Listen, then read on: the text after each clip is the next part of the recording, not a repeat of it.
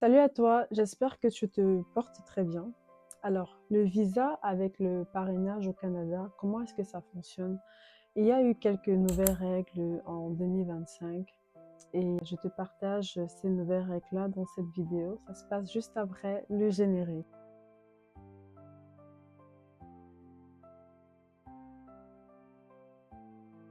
Alors, tout d'abord, je tiens à préciser que je ne suis pas une spécialiste en immigration ou une agence d'immigration. Donc, je partage juste ces informations utiles que je pense que ça pourra t'aider. Et voilà, je rentre tout de suite dans le vif du sujet.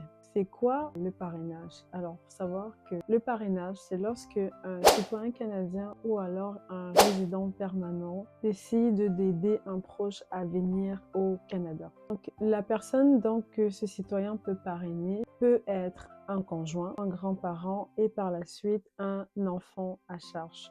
Donc, voilà à peu près les trois personnes qui sont possibles de faire parrainer. Donc, cette personne qui parraine doit être en mesure de soutenir financièrement la personne qui parraine durant son séjour au Canada. Alors là, je t'explique les étapes principaux du parrainage. Le premier, c'est qu'il faut être éligible.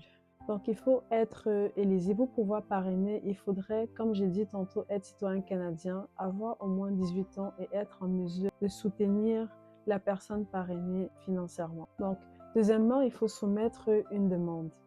Et c'est donc un dossier qui contient des preuves de liens familiaux. Si c'est ton enfant, si c'est ton parent ou si c'est ton conjoint, donc on doit pouvoir retrouver des preuves qui justifient le lien que tu as avec la personne parrainée.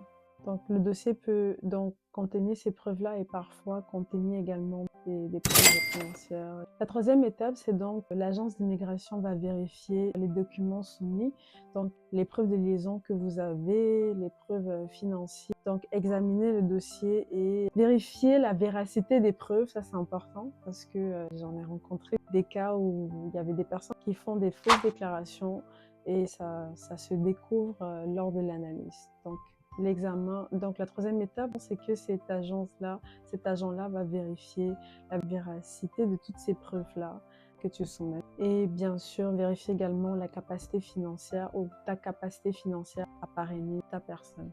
Et donc, si tout est accepté, si tout est conforme, le bénéficiaire ou la personne parrainée reçoit donc une décision et obtient son visa et peut s'installer au Canada. Si tu veux pouvoir te donner des chances d'avoir ton dossier qui est rapidement traité, c'est juste qu'il faut être très précis et très clair avec les documents. Ça accélère énormément le dossier. Il vaut mieux avoir des documents qui sont très précis. Le but, c'est que moins tu donnes du travail aux agences qui prennent les décisions, et plus tu as la chance que tes dossiers sont traités rapidement et avoir possiblement la chance d'obtenir la décision d'obtention de visa beaucoup plus rapide que si c'est à l'inverse de tout cela. Voilà. Donc, quelques points à retenir, c'est que le délai peut varier selon le type de parrainage et la province. Donc, dépendamment de la province, des fois, les mêmes temps d'attente ne sont pas pareils d'une province à l'autre. Il y a des quotas de demandes qui varient également d'une province à l'autre. Donc, le nombre de demandes, le nombre